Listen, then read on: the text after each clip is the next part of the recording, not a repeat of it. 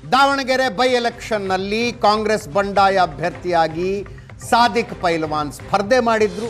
ಅವರು ನಾಮಿನೇಷನ್ ವಾಪಸ್ ತಗೊಳ್ಳಿಲ್ಲ. ಆದರೆ ವಾಪಸ್ ತೆಗೆದುಕೊಳ್ಳುವ ದಿನಾಂಕ ಮುಗಿದ ಮಾರನೇ ದಿವಸ ಮುಖ್ಯಮಂತ್ರಿಗಳ ಸಮ್ಮುಖದಲ್ಲಿ ಸರೆಂಡರ್ ಆದರು. ಈಗ ಅಸಮಾಧಾನಿತ ಮುಸ್ಲಿಂ ಮತದಾರರು ಯಾರಿಗೂ ಓಟ್ ಹಾಕ್ತಾರೆ?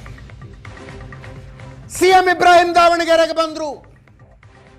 ಪಕ್ಷೇತರ ಮುಸ್ಲಿಂ ಅಭ್ಯರ್ಥಿಯನ್ನ ಬೆಂಬಲಿಸುವುದಕ್ಕೆ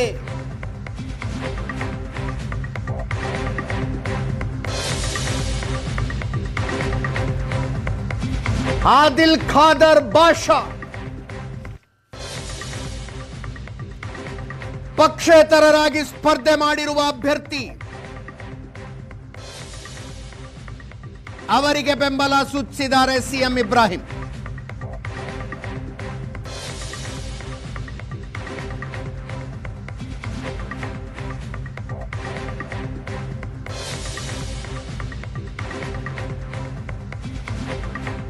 ದಾವಣಗೆರೆಯಲ್ಲಿ ಮೂರನೇ ಶಕ್ತಿ ನಿರ್ಮಾಣ ಆಗಬೇಕು ಅಂದ್ರು.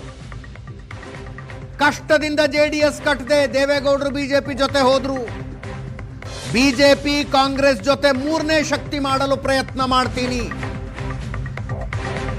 ಕರ್ನಾಟಕ ನವನಿರ್ಮಾಣ ಆಂದೋಲನ ಇಲ್ಲಿಂದಲೇ ಶುರುವಾಗಲಿ.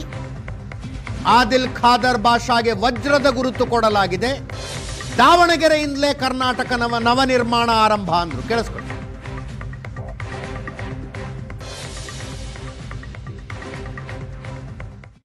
ಮೂರನೇ ಶಕ್ತಿಯನ್ನ ನಿರ್ಮಾಣ ಮಾಡಬೇಕು. ಬಿಜೆಪಿ ಮತ್ತು ಕಾಂಗ್ರೆಸ್ ಮಧ್ಯ ಒಂದು ಮೂರನೇ ಶಕ್ತಿ ಕರ್ನಾಟಕಕ್ಕೆ ಬೇಕು. ಭಾರಿ ಆಸೆಯಿಂದ ನಾನು ಜನತಾದಳ ಕಟ್ಟಿದೆ, ಜನತಾದಳದ ಅಧ್ಯಕ್ಷನಾಗಿ. ಕೊನೆಗೆ ಅವರು ಬಿಜೆಪಿ ಜೊತೆ ಹೋದ್ರು. ಬಿಜೆಪಿ ಜೊತೆ ಹೋಗಬಾರ್ದು ಮತ್ತು ಕಾಂಗ್ರೆಸ್ ಎರಡರಿಂದಲೂ ಸಮಾನಾಂತರನ ಕಟ್ಟಿಕೊಂಡು ಒಂದು ಮೂರನೇ ಶಕ್ತಿ ನಾವು ಕಟ್ಟಬೇಕು ಅಂತೇಳಿ ಈಗಾಗಲೇ 20 ಜಿಲ್ಲೆಯಲ್ಲಿ ನಾವು ಪ್ರವಾಸ ಮಾಡಿ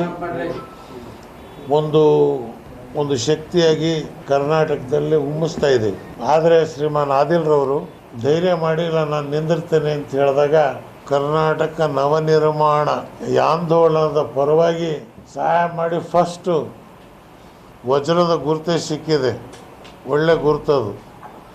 ಇಲ್ಲಿಂದಲೇ ಅದು ಶುರು ಆಗಲಿ ಅಂಥೇಳಿ ಆದಿಲ್ ಅವರಿಗೆ ಕ್ಯಾಂಡಿಡೇಟನ್ನು ಮಾಡಿದ್ದೀವಿ. ಕರ್ನಾಟಕದಲ್ಲಿ ಕಾಂಗ್ರೆಸ್ ಮತ್ತು ಬಿಜೆಪಿ ಹಂಚ್ಕೊಂಡಿದವ್ರು. ಇವರು 5 ವರ್ಷ ನಾವು, 5 ವರ್ಷ ನೀವು. ಇದು ಭ್ರಷ್ಟಾಚಾರ, ಅದು ಏನು ಮಾತಾಡಂಗೇ ಇಲ್ಲ. ಮೂರನೇರು ಯಾರಿಗೂ ಅವಕಾಶವೇ ಇಲ್ಲ. 70 ವರ್ಷದಲ್ಲಿ ದಲಿತರು ಮೀಸಲಾತಿಗೆ ಹೋರಾಟ ಎಂದೂ ಮಾಡಿರಲಿಲ್ಲ. ಇವತ್ತು ಆ ಜಾತಿಗಳನ್ನು ಒಡೆದು ಹಾಕ್ಬಿಟ್ರು. ಇವತ್ತು ಅದನ್ನು ಸಂಪೂರ್ಣವಾಗಿ ನಾಶ ಮಾಡ್ತಕ್ಕಂಥ ಕೆಲಸವನ್ನು ಕಾಂಗ್ರೆಸ್ ಸರ್ಕಾರ, ಬಿಜೆಪಿ ಸರ್ಕಾರ ಸೇರ್ ಮಾಡಿತು. ಈ ಕಾಂಗ್ರೆಸ್ನವರು ಈಗ ಬಾ ನಾಳೆ ಬಾ, ಈಗ ಬಾ ನಾಳೆ ಬಾ, ಈಗ ಬಾ ನಾಳೆ ಬಾ. ಇವ್ರು ಮಾಡಲ್ಲ. ಯಥಾಸ್ಥಿತವಾದಿಗಳು. 40 ವರ್ಷದಿಂದ ಒಂದೇ ಕುಟುಂಬಕ್ಕೆ ಕೊಟ್ಟಿದ್ದೀರಿ. ಒಬ್ಬರು MP, ಒಬ್ಬರು ಮಿನಿಸ್ಟ್ರು, ಇನ್ನು ಮತ್ತೊಬ್ಬ ಇನ್ನೂ 22 ವರ್ಷ ಆಗಿಲ್ಲ. ಇನ್ನೂ ಬರ್ತ್ ಸರ್ಟಿಫಿಕೇಟ್ ಎಷ್ಟಿದೆ ಕರೆಕ್ಟ್ ಏಜು ಅಂತಲೂ ಗೊತ್ತಿಲ್ಲ. ಆ ಹುಡುಗನಿಗೆ ಕರ್ಕೊಂಬಂದು ನಿಲ್ಲಿಸ್ತವೆ ಅಂತ ಹೇಳಿದರೆ ಇದು ಪ್ರಜಾಪ್ರಭುತ್ವನ? ಅಲ್ಪಸಂಖ್ಯಾತರಿಗೆ ಏನೋ ಕೇಳುವಂಥ ಹಕ್ಕಿಲ್ವಾ? ಒಂದು ಕಳೆದ 23ರಲ್ಲಿ ಮಾನ್ಯ ಸಿದ್ದರಾಮಯ್ಯ, DK ಶಿವಕುಮಾರ್ ಅವರು ಆಡಳಿತದಲ್ಲಿರುವ BJP ಸರ್ಕಾರ ಎಂಥ ದರೋಡೆಕೋರಿದೆ, ಕರ್ನಾಟಕ ದರೋಡೆ ಮಾಡ್ತಾ ಇದ್ದಾರೆ, ಭ್ರಷ್ಟಾಚಾರ ಅತಿ ಮೀರಿದೆ ಅಂತ ಹೇಳ್ತಕ್ಕಂಥವ್ರು ಇವತ್ತು ನಿಮ್ಮದೇನು ಸರ್ಕಾರ ಹೆಂಗೆ ನಡೀತಾ ಇದೆ ಸಿದ್ದರಾಮಯ್ಯನವರೇ? ಅವರು ರಾತ್ರಿ ದರೋಡೆಕೋರು, ನೀವು ಹಗಲು ದರೋಡೆಕೋರು, ಅಷ್ಟೇ ವ್ಯತ್ಯಾಸ. ಇದಕ್ಕೆ ನಾಗರಿಕರಾದ ನಮ್ಮ ಜವಾಬ್ದಾರಿ ಒಂದಿದೆ. ಯಾರನ್ನು ತಿರಸ್ಕಾರ ಮಾಡಬೇಕು, ಯಾರು ಜವಾಬ್ದಾರಿಯನ್ನು ಹೊರಬೇಕು ಅನ್ನೋ ಪ್ರಶ್ನೆ ಬಂದಾಗ ನಾವೆಲ್ಲ ಸೇರಿ ಒಂದು ಪರ್ಯಾಯ ಚಿಂತನೆಯನ್ನು ಕಳೆದ 1.5 ವರ್ಷದಿಂದ ನಾವು ಚರ್ಚೆ ಮಾಡ್ತಾ ಬಂದಿದ್ವಿ. ನಾನು ಕೂಡ ಕಳೆದ ಬಾರಿ ಇಲ್ಲಿ ತಮ್ಮ ಜೊತೆ ಅಡ್ರೆಸ್ ಮಾಡುವಾಗ ನಾವು ಮುಂದಿನ ಚುನಾವಣೆಯಲ್ಲಿ ನಮ್ಮ ಅಭ್ಯರ್ಥಿಯನ್ನು ನಾವು ತರ್ತೀವಿ ಅಂತ ಹೇಳಿದ್ದೆ. ಆ ಕಾರಣಕ್ಕೆ ಈ BJP ಮತ್ತು ಕಾಂಗ್ರೆಸ್ಸಿಗೆ ಪರ್ಯಾಯವಾಗಿ ಜನರು ಜಾಗೃತೆಯನ್ನು ಮೂಡಿಸಲಿಕ್ಕೆ ಮತ್ತು ಪರ್ಯಾಯ ಶಕ್ತಿಯನ್ನು ನಾವು ರಾಜ್ಯದಲ್ಲಿ ತರಲಿಕ್ಕೆ ನಮ್ಮ ಆದಿಲ್ ಪಾಷಾ ಅವ್ರನ್ನ ನಮ್ಮ ಅಭ್ಯರ್ಥಿಯಾಗಿ ನಾವು ಇವತ್ತು ಕಣಕ್ಕೆ ಇಳಿಸಿದ್ದೀವಿ. ಪ್ರಾರಂಭದ ಒಂದು ಚಾಲೆಂಜಿಂಗಾಗಿ ನಮಗೆ ಈ ಚುನಾವಣೆ ನಮಗೆ ಬಂದಿದೆ. ಮತವನ್ನು ಕೇಳ್ತಕ್ಕಂಥ ಕೆಲಸವನ್ನು ಮಾಡ್ತವೆ. ನಮಗೆ ಜಯ.